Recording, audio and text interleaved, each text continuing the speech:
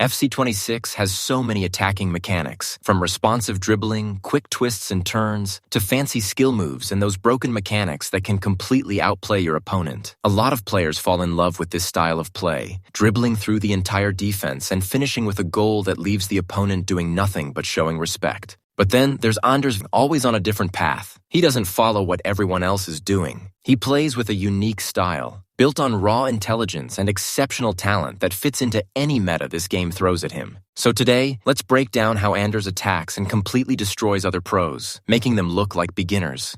Need coins? Go to u7buy.com for the cheapest FC26 coins. With over 40,000 positive reviews, trusted by top FC25 creators worldwide, it's the best place to upgrade your team. Use code DRFC at checkout for an extra 8% off. Don't miss out. Need coins? U7Buy is your best choice, with code DRFC for 8% off today. So before we break down what makes his playstyle so special and dangerous, let's first look at the basic mechanics in his gameplay. Starting with passing, we have the L1 pass. You perform it by pressing both L1 and X, and after passing, your player instantly makes a forward run. Anders loves this passing technique and uses it right from his build-up play around the center of the pitch. He keeps attacking while constantly using L1 passes, pushing his attackers forward and making it really hard for opponents to mark all of them. He also loves to use the ground through pass, that's the triangle pass. Since he attacks at a very fast tempo, passes that move the play forward quickly fit perfectly with his style. Then there are some fancy passes he mixes in, like the nutmeg flare pass, performed by holding R1 plus L1, flicking the right analog towards your target, then pressing X. It's one of the best passes to break at speed or cut inside unpredictably. Next is the La Croqueta pass. You do it by holding L1 while flicking the right analog to the right or left of your player, then pressing X. It's great for opening tight passing angles and catching defenders off guard.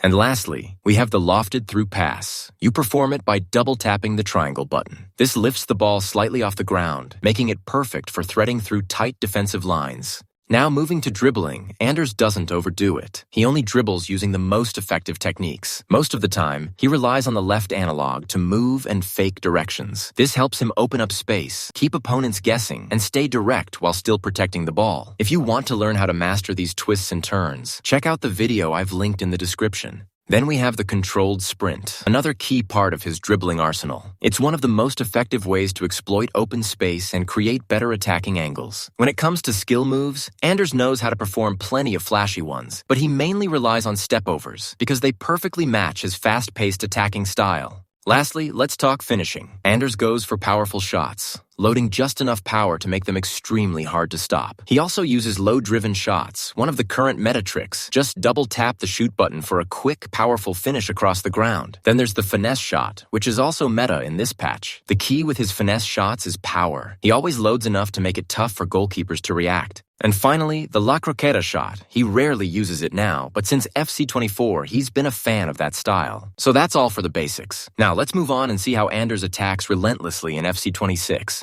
Starting with direct play, Anders is one of the most direct attacking pro players in FC26. What I mean by direct is simple. He always takes the open options and keeps things obvious around the final third. If there's space to sprint into, he'll take it, even if he knows the opponent expects it. His directness makes him incredibly dangerous, because the moment his opponent slips, even slightly, Anders goes straight for it. He constantly keeps his opponents on edge. When you're facing a player of Anders' caliber, mistakes simply aren't forgiven. Every bit of open space you leave, it doesn't matter if it's big or small, he'll use it to create danger. He'll go for those tight situations that most players avoid to stay safe. Not Anders. That direct approach makes it almost impossible not to concede against him. Even if you defend well, he'll still find a way to break through.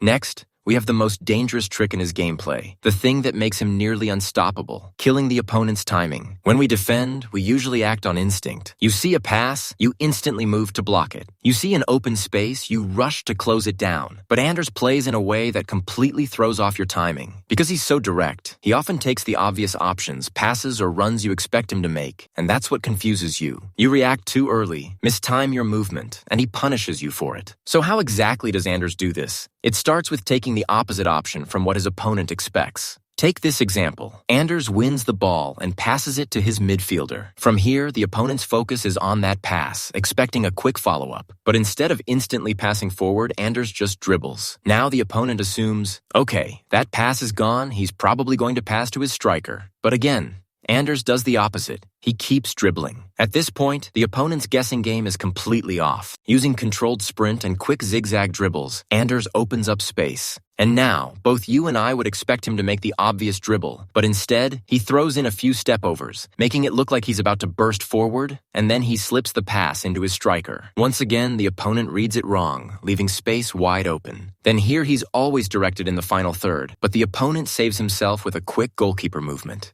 Another powerful way Anders destroys the opponent's timing is through delays. For example, he might have an obvious forward pass available, but instead of playing it immediately, he holds it just a bit longer, maybe adds an extra touch or two. While the opponent reacts to defend that first option, Anders slightly shifts his movement. And right when the defender loses focus for even a split second, Anders takes that exact pass he'd been ignoring.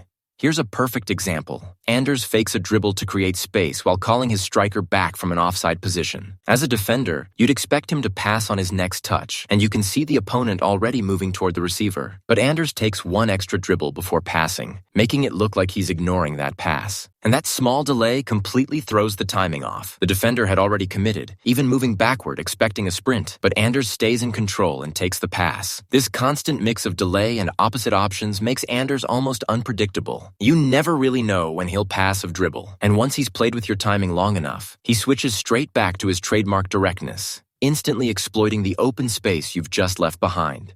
Next is quick passing. In FC 26, one-touch passing is extremely overpowered, and Anders is a player who thrives on fast attacking transitions. Using quick passing setups amplifies his natural playstyle. Combine that with his mind games and rapid ball movement, it becomes incredibly difficult to maintain your defensive shape. When you face Anders, one of the hardest things to do is keep your defense organized. He manipulates opponents into dragging players out of position. He forces you to pull defenders, commit to tackles, and leave open gaps, all because of his constant switch-ups and game speed. He plays on your mind, sometimes keeping the tempo slow and unpredictable, then suddenly switching to lightning-fast passing. It's extremely hard to defend, and you might not even realize when you're being baited into pulling players out of shape. That constant change in tempo, combined with attacking rhythm and sharp tempo control, gives defenders no time to recover or close spaces. Plus, his mind games always keep the opponent guessing, unsure of what to do next, doubting their own defensive reads. And when he decides to go direct, exploiting the spaces opened by those quick plays, that's what truly makes this kid a nightmare to play against.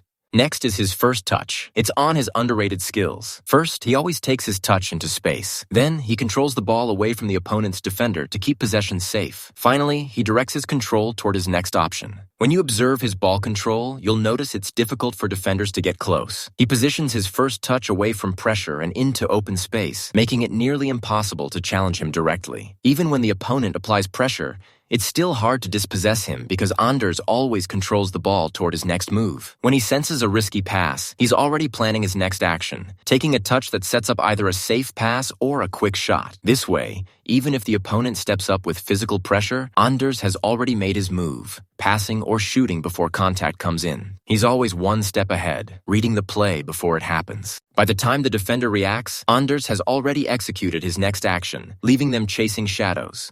Next is sprinting towards the wing or on the wing. Anders attacks very fast and reaches the opponent's goal in less time. But against strong opponents, he doesn't sprint recklessly, especially in tight areas like the center of the pitch. In those zones, he keeps close ball control, avoids unnecessary sprints, and focuses on maintaining precise touches. You'll notice he sprints more often on the wing, and that's because there's a lot more space. Sprinting on the wing is less risky since you usually have room to run into. But in central areas where multiple defenders are positioned, he keeps the ball tight and controlled. The reason he reaches the opponent's goal so quickly is his fast movement all over the pitch. Yes, he sometimes sprints in the middle, but against good opponents, he uses what I call a one-sprint touch. That means he'll only sprint once, then immediately go back to close control. When you analyze closely, this sprint touch usually happens during his ball control. But remember, it's only when there's space ahead. Don't misinterpret this. He doesn't always control the ball while sprinting. He only does it when performing that single sprint touch into space to cover ground,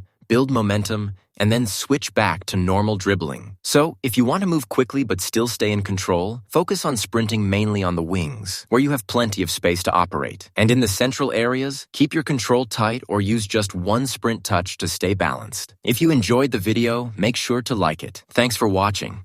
Are you ready for FC 26? Imagine getting coached by the same people who train the best players in the world. Team Gullit has developed some of the biggest pro players in EAFC, like Manuel Bachure, the FC 25 world champion, and Emre Yilmaz, the FC 25 E-Champions League winner. Now you can get one-on-one coaching from their experts, whether you're a casual player looking to improve or chasing the dream of going pro. What makes Team Gullit coaching special is that this isn't just watching tutorials. A Team Gullit coach analyzes your gameplay, corrects your mistakes, and gives you a clear game plan to dominate your opponents, all through a personalized one-on-one session at an affordable price. And right now, you get 10% off using the link in the description with discount code GETBETTER10.